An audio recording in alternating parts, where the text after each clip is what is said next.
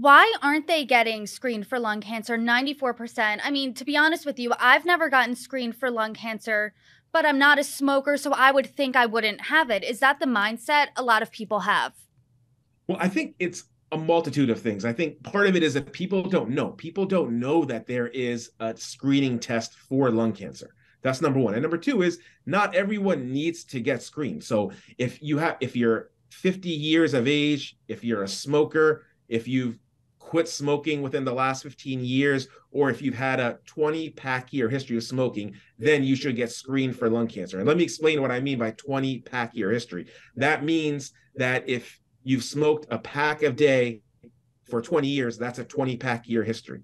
That could also mean if you smoked 5 packs a day for 4 years, 5 times 4 is 20. So that makes you a 20 pack year history smoker. So if you fit into that category, then you should absolutely get screened for lung cancer because you have a high risk of having lung cancer that will be detected on that CT that eventually can save your life. How else, aside from screenings, do primary care visits catch these symptoms before it is too late?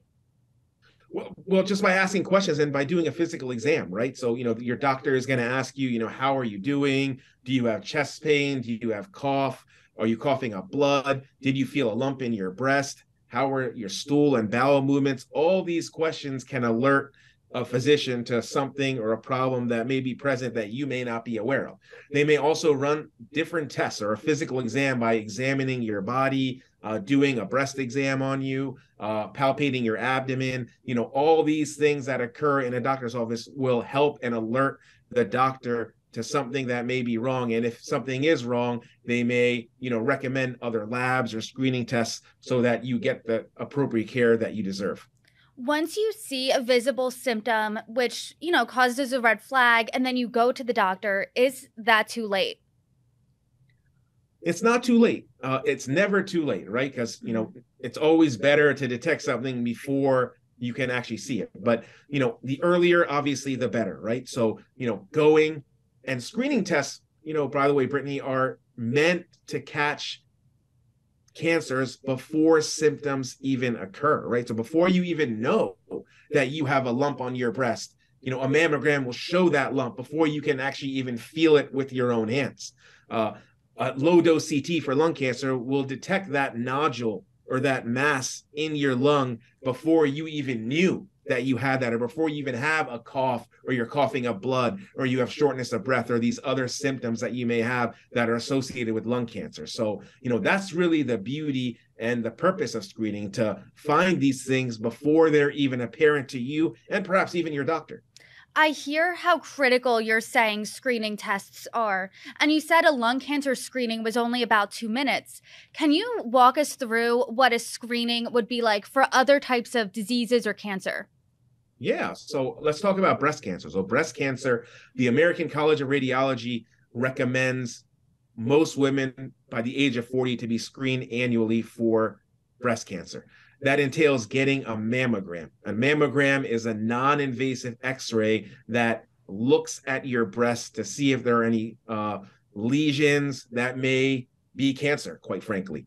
And it takes about 15 minutes to do. Your breasts get put between plastic plates, they're spread, they're compressed, and they're evaluated by a diagnostic radiologist, and they're read by a radiologist to see if there is any lesion there that is suspicious. So you go in, takes about 15 minutes to do. The diagnostic radiologist will have a report for you and your doctor probably that same day, or definitely within a couple of days, and then they'll may recommend further tests, or they may, quite frankly, tell you that this lesion is suspicious. Now, most of the time, it's normal, right? And nothing is wrong. But in a small fraction of percentage of times, you may require further tests to work up if there is something that may be suspicious. Doctor, we are inching closer to February, and I'm sure you know if you've ever made a New Year's resolution. I know this, and polling suggests that 80% of New Year's resolutions fall flat come February 1st. Should making that general doctor's appointment be at the top of people's lists? It absolutely should, because it's so easy to do. We talk about, going to the gym, exercising, diet, exercise.